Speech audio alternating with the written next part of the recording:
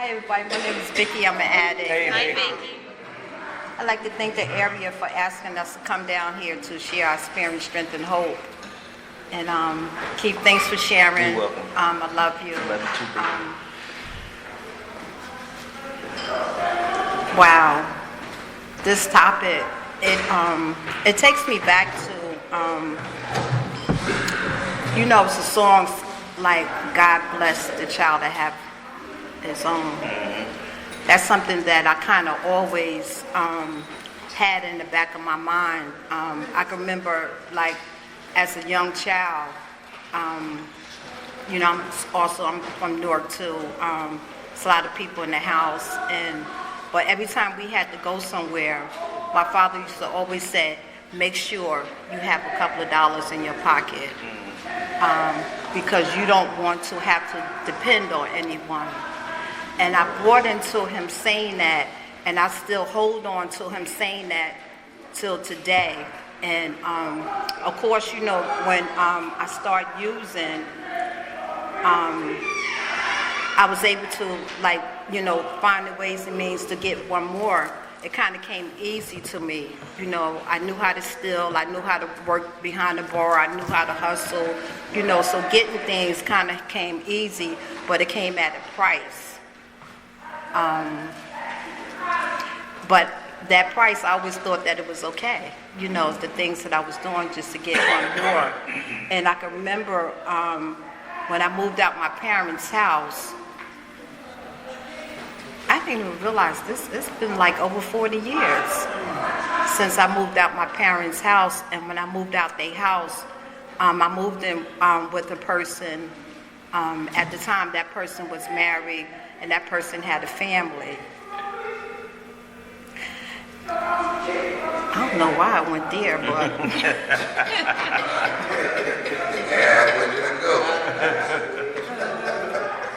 but what happened was, I always, for my first room, I always made sure that wherever the rent was, I always made sure that I could cover it in my hustling. You know what I'm saying? Like, I had never, till this day, and it's been over 40 years, only depended on my husband to take care of things. At the time, he wasn't my husband. He was somebody else's husband at that time. I'm young, he had a job, he had drugs. I'm not thinking no principle. I'm just going with what's, popular at the time. And what happened was, we stayed together, had a child, and that second apartment that I had, I needed to make sure that I could cover things. So I stayed in the Section 8 apartment for years because it was under my income, always feeling like I don't ever want to be in a position where I could get put out and I can't handle it on my own. It was always some kind of fear that I had in the back of my mind, that I had to be able to cover whatever it is I'm doing. I had to cover my lifestyle. I had to cover everything that was going on in my life because I needed to be in control. I never wanted to be in a position where someone can put me out and I have no place to go. I never wanted to be in a position where somebody tell me no, or would want me to do things that I didn't want to do because I needed that. No, I always had this in me that I'm going to get it myself. And that's how I lived my life for years. And what happened was, I came into Narcotics Anonymous, and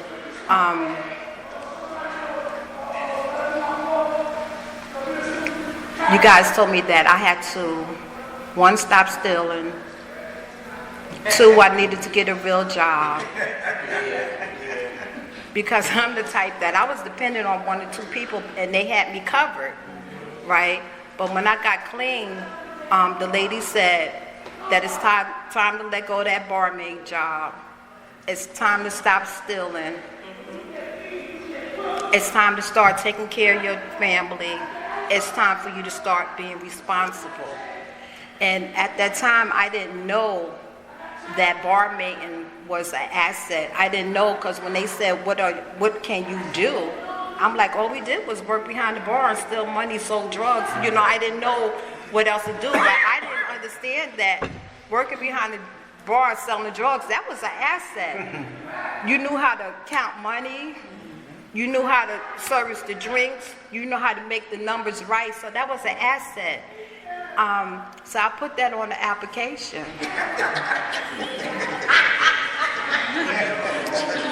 I know how to do this. I know how to do that. I know how to do this. I know how to do that. And I got a real job. That's right. In Narcotics Anonymous. My first job where I was able to get, I had one like years ago. But this one,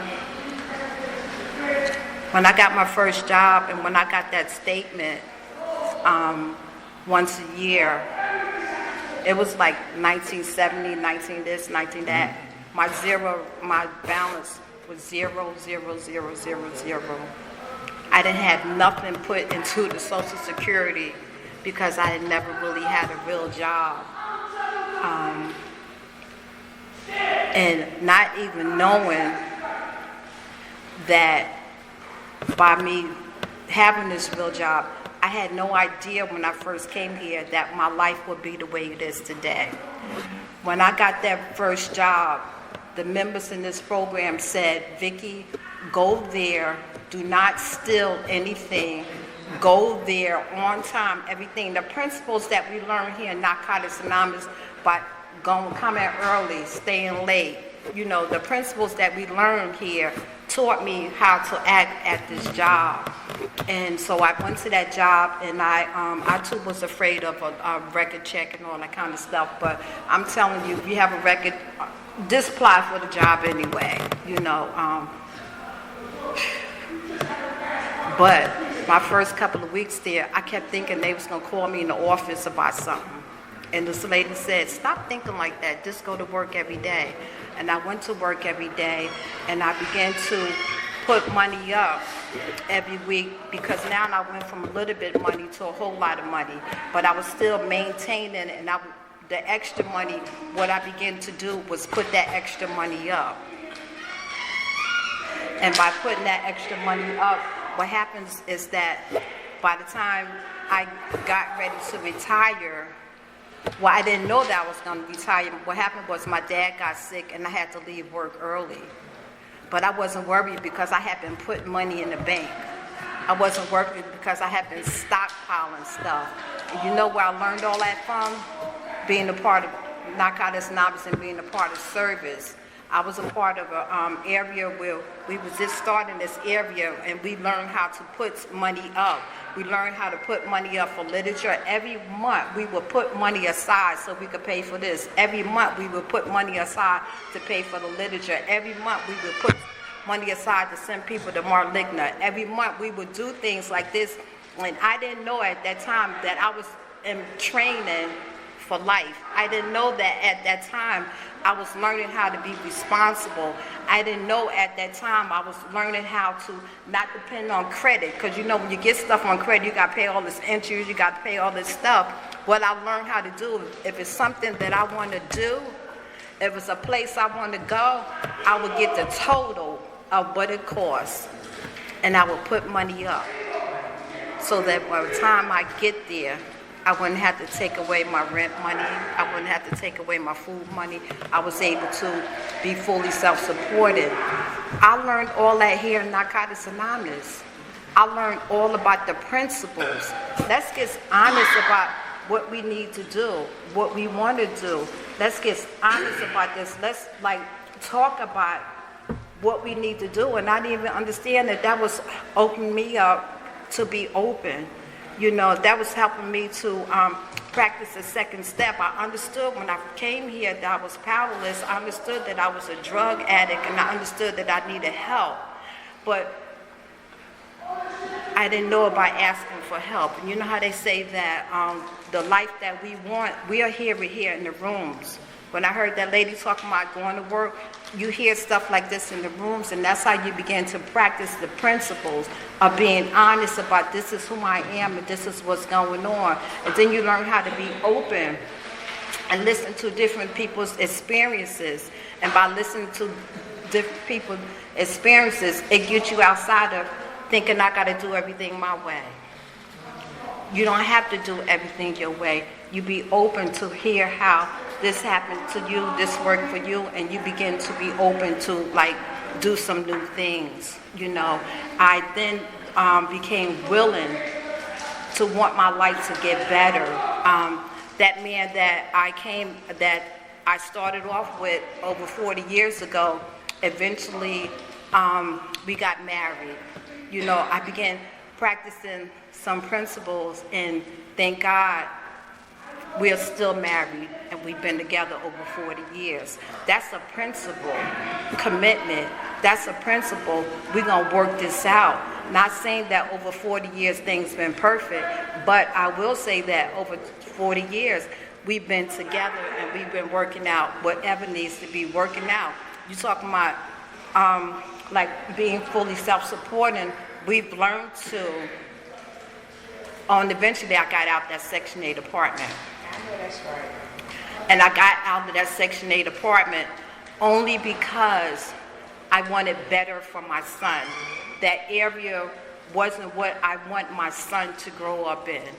So we was able to leap, ask questions, get your credit check, put the money up, and we went for our first house. Let me tell you, I did not think a girl from Newark who never really had no credit, who never really had no job, was going to be accepted to get a house. You know, I always thought that was somebody else's dream, you know, but we did the footwork and we was able to get our first house. And what a blessing, you know, what a blessing. Crackheads, girls stuck in the back room, dope addicts stuck in the back room. Now it's someplace working, and now someplace have their own. Now have my own home, and I applied the same principles that I did in that Section 8 apartment. I looked at what the total monthly bills was going to be. I looked at what I was bringing in every week, and I would put that money aside. I would not touch that money. Now, I'm a shopper. I love shopping. But I have enough sense to know that if something needs to be done in the house, I'm not shopping that week. If I have enough sense to know that it's a commitment. It's a commitment when you go someplace and buy something. The commitment is that you have to pay for that. People not just gonna give you stuff. It's a commitment. And that's a principle in Narcotics Anonymous. It's a principle, you know. So I began to learn how to do stuff like that. And not only has that changed my life, just going to area service, just going to the home group, finding out where the money go, finding out how we maintain, finding out what we could do, has helped my life so much. You know, my kids, when years ago they used to buy Timberlands all the time. I told my son, this is the truth. I said, I'm gonna buy you one pair, and that's it. I'm not spending $100-something on these shoes. I'm not doing that. But if you want the shoes, I showed him how I paid the bills. I showed him how he could get his own Timberlands. And because I took the time out to show him these things, he learned how to go to work, because you got to say no. You got to say no. By me doing that, he's learned how to go to work. I remember his first apartment, when the light bill came, I remember him saying to me, Mommy, how often do we have to pay this? True story, I said, you got to pay that every month. He said, I got to pay that and the rent every month. I said, you got to pay that every month. But follow your mother. Save your money. Stop paying rent. Put that money aside. Every time you get a raise, put that money aside. Get you a house. He didn't think he was going to be able to do that. But this following the principles of what we learned here Narcotics Anonymous has helped me change my life, has helped me change my spending habits, has helped me like be positive.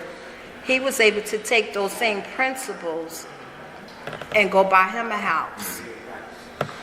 And now he has children, and the same principles that I've learned here in Narcotics Anonymous, he's passing that on to his children. They said we can't keep what we have unless we give it away. If somebody want to know how you do X, Y, Z, you ask me. I'll take the time out to show you, to share with you my experience. You know, in our literature, it talks about we used to be leeches, always dependent on somebody else to take care of us.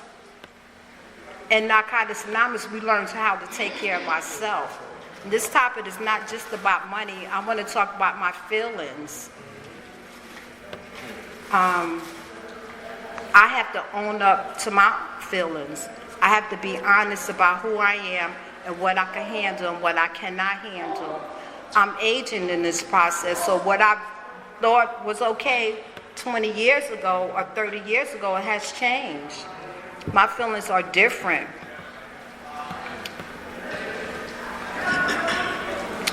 And I'm learning how to be a little more loving, be a little more caring. I have some things going on in my life where in aging, I have to learn how to be a little more patient, be a little more understanding.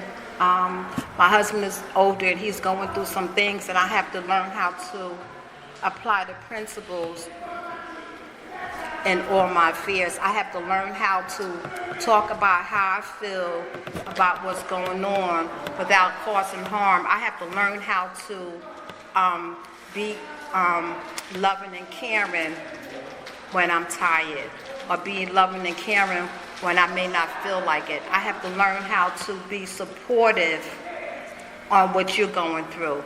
I was listening to this, I was on a meeting a couple of weeks ago, and this lady said, I have to learn how to be on my own team. And what that means to me is that I have to learn how to embrace my feelings. I have to learn how to be supported. I have to learn how to pick me up when I'm in a situation when I feel like I'm drowning. I have to learn how to be supporting when I really feel like this, staying in the bed and putting the covers over and don't feel like coming out. The principles of Narcotics Anonymous has taught me not only to write about how I feel, but it's taught me how to brace how I feel. It's taught me how to love me in my sadness.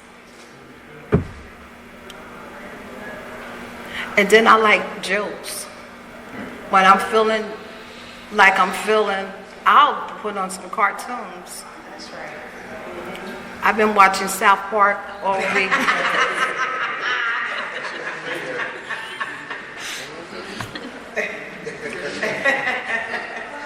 They are hysterical. They are funny. You could be feeling your lowest and put South Park on, and you would just laugh the rest of the day. And thank God they come on back to back, because I need that sometimes to get me up outside of what I'm feeling. You know, I need that sometimes just to change the perspective. I need that sometimes just to put something else on my mind. And it really helps out, you know. Being fully self-supporting to me is like not just like learning how to take care of myself, but share my experience so somebody else can learn how to take care of themselves, you know. And the literature where it's talking about we was leeches. Leeches wasn't just like sucking the blood out of you. Leeches was not being responsible, you know. I'm depending on her to do this. I'm depending on him to do that. But Narcotics Anonymous has taught me, no, Vicky, you have to do it yourself. You know, you have to learn to love yourself even when you feel like nobody else do. You have to learn how to show up for yourself. Even when you don't feel like getting out the bed, you have to push yourself to get up out the bed. You know, you have to push yourself to want to live. And the hope is that, like, I'm not the only one going through anything.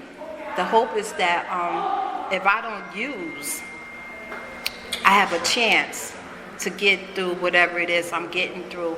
If I don't use, I have a chance, like, to let my son or let other family members know that we all gonna go through sickness. We all gonna go through something in our life. But the thing is that we don't have to use no matter what. You know, I've learned that whatever is going on, if I admit it, and I look at the situation and I begin to accept what's going on, then I'm allowing God to come in to help me with the situation, whether I like it or not. You know, the God of my understanding is giving me that push, like, girl, you could do it.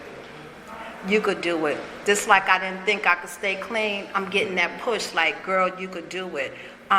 I was invited here over 30-something years ago. In my mind, I said I was only going to stay here for 7 days because I had to take some medication. And the doctor said that if you use, this medication won't work. So I said, well, I'm just going to come and try y'all out for 7 days, right?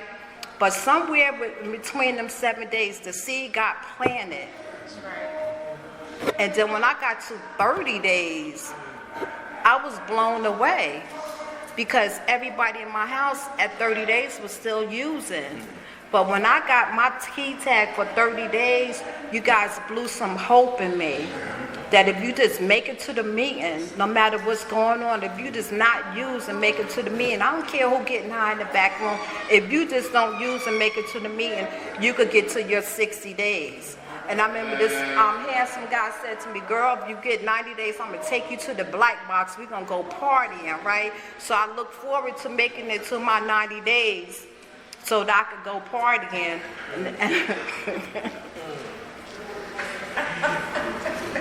And I had so much fun because that was the first time I was out dancing without anything in my system. I had so much fun. You know, but he was giving me some hope. He was giving, you know, he was pushing me to, you know, to want to live. He was pushing me to want to be fully self-supporting. He was teaching me, you know, how I could live life without using. He was teaching me the principles that we learn in our step work, the being open, being honest, just being willing to just try it. You know, and not sure if I was an addict or not at 90 days. He said, make another 90 on 90. And I still hold Nadir in my heart because he pushed me to want to do better. He pushed me to want to stay clean. He pushed me. He blew that hope in me. You know, I kept coming back. And so after a while, that husband was wondering what I was doing because now I'm combing my hair. I'm getting dressed up, you know. Like, where's she going? And he began to come to meetings with me. And somewhere in between his nods, he woke up and he went to go get help, and him too, he's here today, you know. So like the hope is that, like, no matter what we don't use, no matter what is going on, because we're aging, things gonna happen, stuff is breaking down. Now I be joking about the stuff breaking down. Like 1 month my arm wouldn't go up, this wouldn't, you know. But thank God that we stayed here long enough for this stuff to happen. And you got to find some humor in it. You got to find some humor in it. It takes longer to get out the bed. You got to find some humor in this because no matter what, remember, we can't use, we got to just go through the aging. You know, I don't know, I love you guys, you know. After he got here, I guess my baby sister was wondering what the hell we was doing.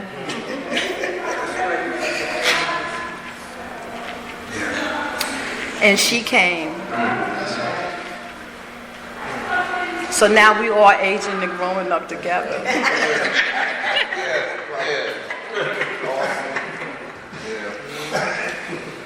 But I'm still the baby. In my mind, I'm the baby.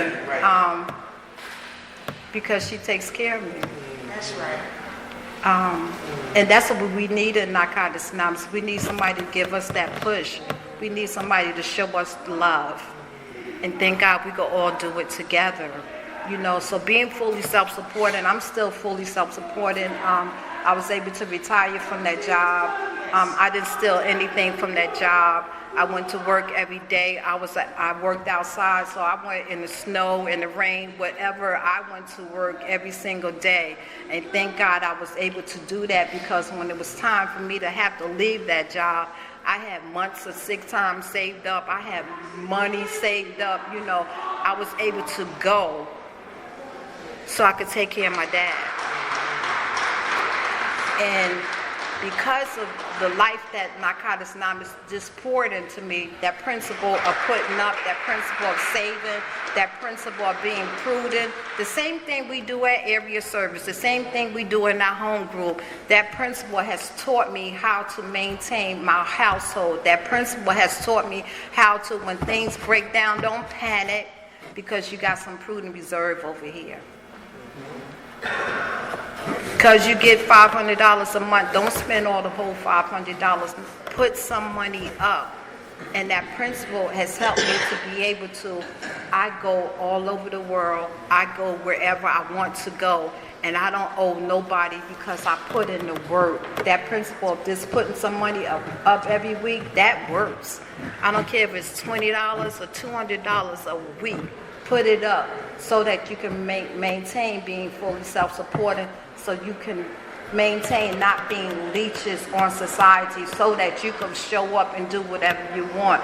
When my father used to say, make sure you have your own money, that was a principle. Yes, it was. Because he didn't want some man to take advantage of me because I didn't have it. Every time I went somewhere, I made sure I had my own money in my pocket. God bless the child to have your own. You better have your own. You better have your own, because if not, people are mean. They will have, especially ladies, doing stuff they don't want to do just to be a part of, just to stay here. Not no more. Not no more. When I show up because I have the money, I have the means, I could do it myself, you know. And if I cannot do it myself, I can trust that my sister and my husband gonna have my back. And that's because of the principles that we have been practicing here all this time. You know, day one from that home group showing me what to do with that money. They said we're gonna, you know how Wake Up and Live was, we're gonna pay a rent first. We're going to buy some literature, and if there's anything else after we make a donation, we might buy some donuts. But we're not going to take our 7th edition and buy donuts first, buy literature, medallions and stuff, and don't pay our rent. The principles that we learn here in Narcotics Anonymous, starting with the group, is teaching us how to live life. It's teaching us how to be responsible. It's teaching us how to be productive.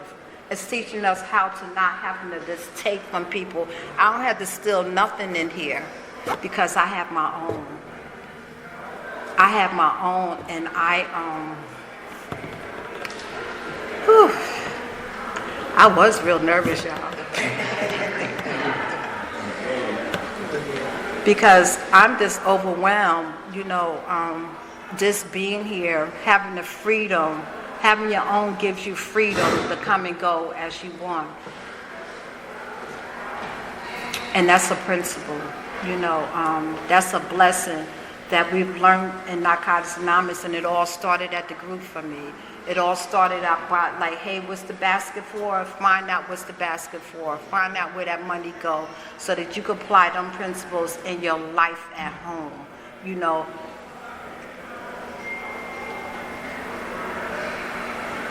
That's all I have to share. Thank you.